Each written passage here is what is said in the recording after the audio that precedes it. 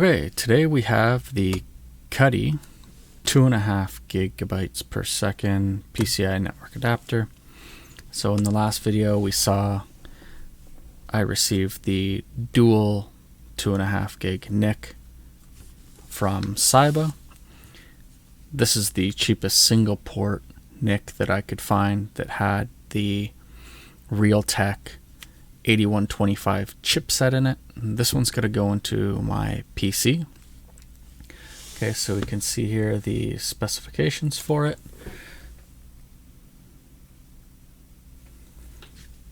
Pretty standard stuff.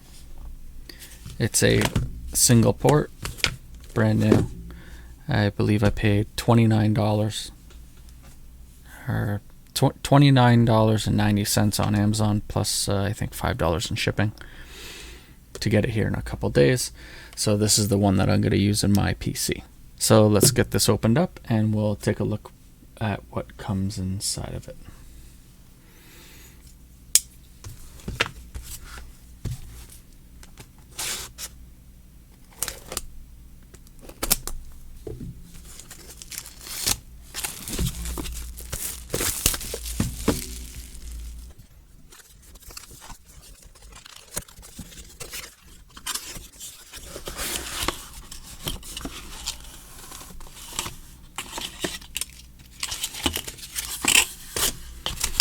Okay, so we've got the usual quick installation guide. Let's open it up, see what it says. Looks like it's pretty standard stuff.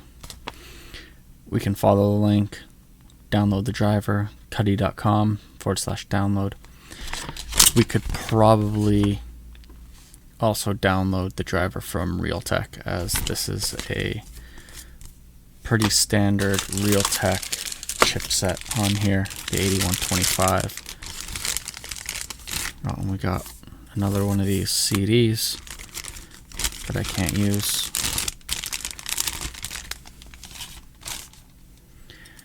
And oh, this is nice. It's got a black PCB. For the cheapest NIC that's 2.5 gigs on Amazon, getting a black PCB is a nice touch, although it probably doesn't do anything for the quality of the card. I think that these are pretty standard enough that you don't have to worry. They're all pretty much the same layout. They've just got a different PCB. It's just another company name that puts it together. So this one's actually cool too. It has a heatsink on it, but we're gonna assume that it is the Realtek 8125 or the 8125B. And again, it comes with the adapter. It's 2 screws here and here to take it off and put on the smaller one. Okay, so what we'll do is we will open up the PC and we will pop it in there. So we got our PC here. We're going to do a little vacuuming on it with the old Dyson. It's pretty dusty.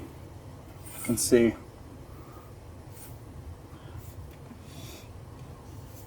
You can see here it's pretty dusty, so it's still plugged in with the power supply off, so it's grounded.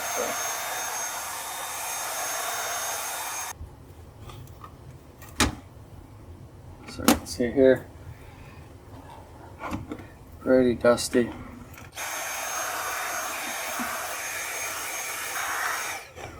And if you couldn't tell, this is a Fractal Design R5 with the window. Over here.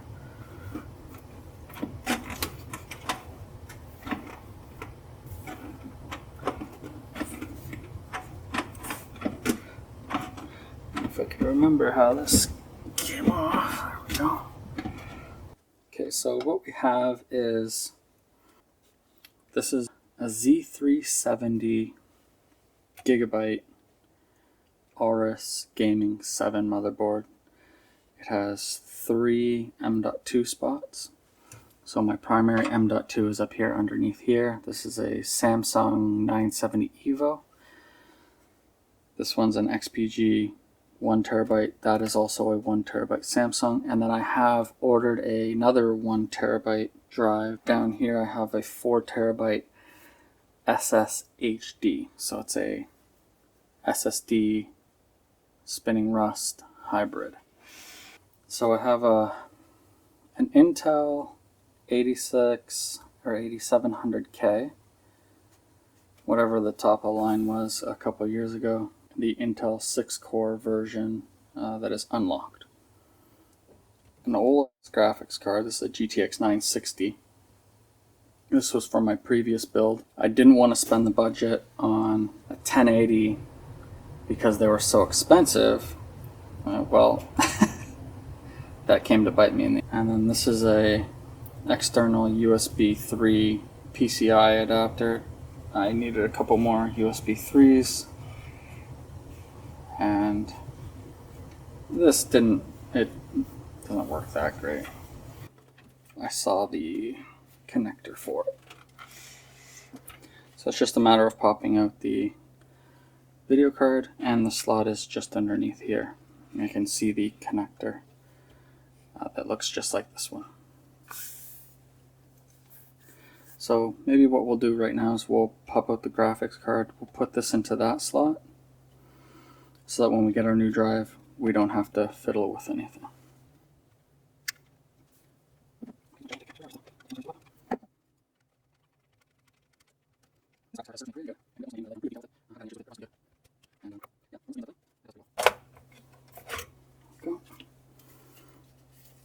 Okay, so you can see there's really not much dust in there at all. It is pretty clean. Okay, so here is our M.2 slot. So just undo this screw here. So this is all we're going to do. We're going to swap slots.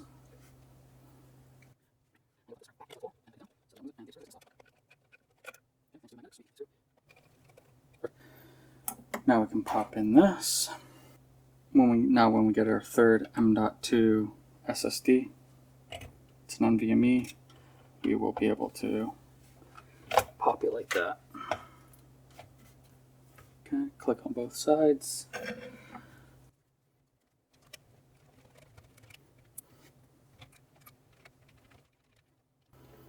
Okay, nice and tight. Okay, so now the whole reason we opened this for was to install the 2.5 gig Ethernet NIC. So this is just a 1X PCI card, so I'll populate that 1X right down there. And that looks like it's going to take up this slot right here.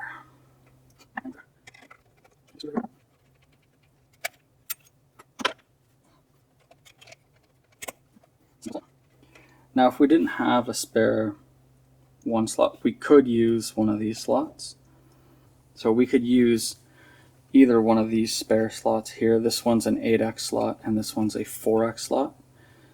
So this will fit in there, and the contacts will just meet up with the first set of PCI contacts and just give it the one-time speed,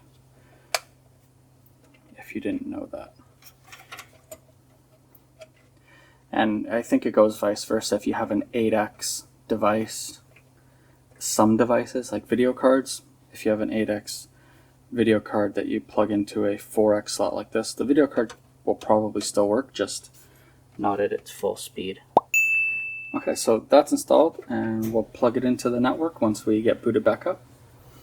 So we're booted back into Windows, and as you can see, my SSD NVMe is missing and my hard drive.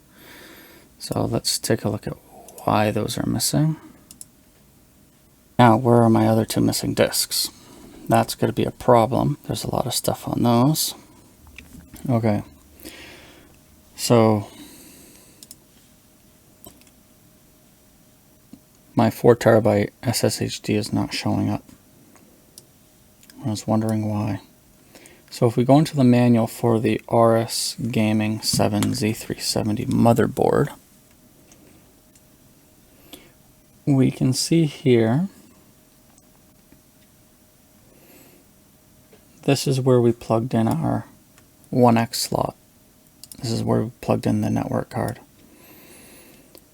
According to the manual, if you plug in the network card, the SATA 3 slot 1 becomes unavailable, is disabled.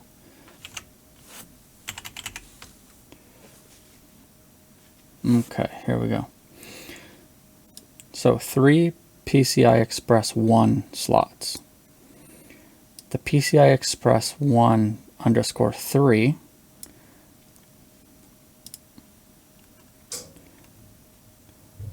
1 underscore 3, which is what we plugged our network card into,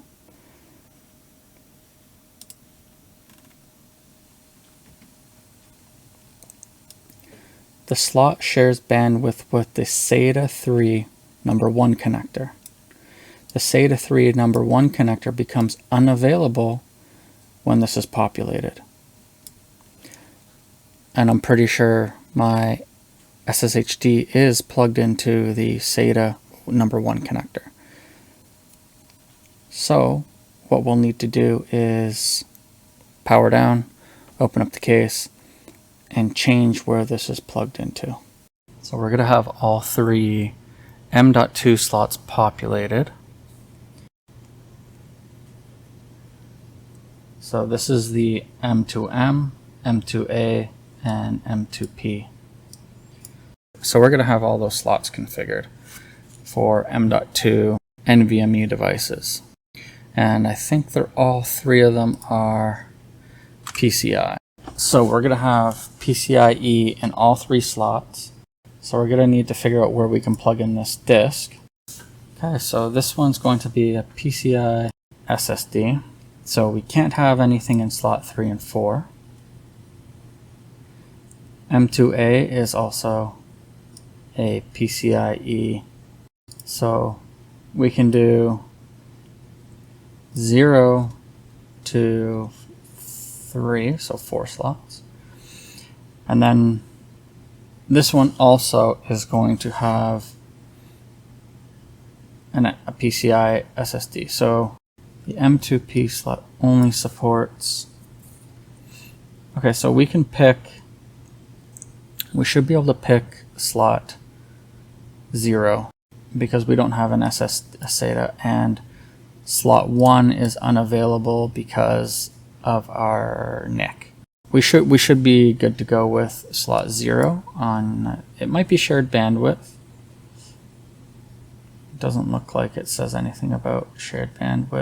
Okay, so it is. So if I plug something into M2A, which is going to be the connector underneath the graphics card, then it's going to be shared bandwidth with slot 0. So slot 0 and 1, because I don't want shared bandwidth, I don't want to use.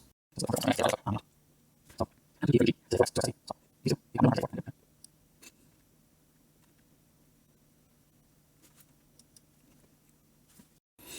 it kind of looks like we're going to be sharing bandwidth whatever way we go. And we just need to get off of SATA connector 1. So the middle slot shares bandwidth with slot 0, and I think that's my slowest NVMe drive. So let's we'll connect into SATA 3 0. So 1, 2. So we're probably plugged into this port here, and we need to be plugged into this port here. So I'm going to open it up. We'll take a look, and it looks like exactly what we were saying, that the hard drive is plugged into SATA 1, which is the front connector there. So let's get that disconnected. Or I think I plugged in a cable behind there, so you can see 2 cables leading there. And I led the other cable to here for future, so I might just actually switch the cable on the drive, and that should work. So let's do that. Okay, so what I did was I switched the cable here on the back of the hard drive. And just for future, I also unplugged the one in the SATA 1 port and plugged it into the SATA 2, it looks like, if I got that count right. It's the one further back on the board. It's the one further back on the board in the middle. So let's boot this back up and hopefully we should have our disk back. Okay, so you can see our SSHD is back. We have our NVMe D drive and obviously our NVMe C drive. So now let's take a look at the whole reason we actually went on this little project was for the network card. So I am connected. Let's see what kind of, so we got a new IP address and there's our 2.5 gig. I didn't have to install any drivers or anything, it just showed up and it worked. So it should pick up the 2.5 gig link once we get our 2.5 gig switch, and once we get the switch we will test our speeds. But right now we can test our speeds if they're any better from our media share. So I'll just go over and I'm gonna copy a previous video that we've possibly done. Let's just, we'll take this 4 gig one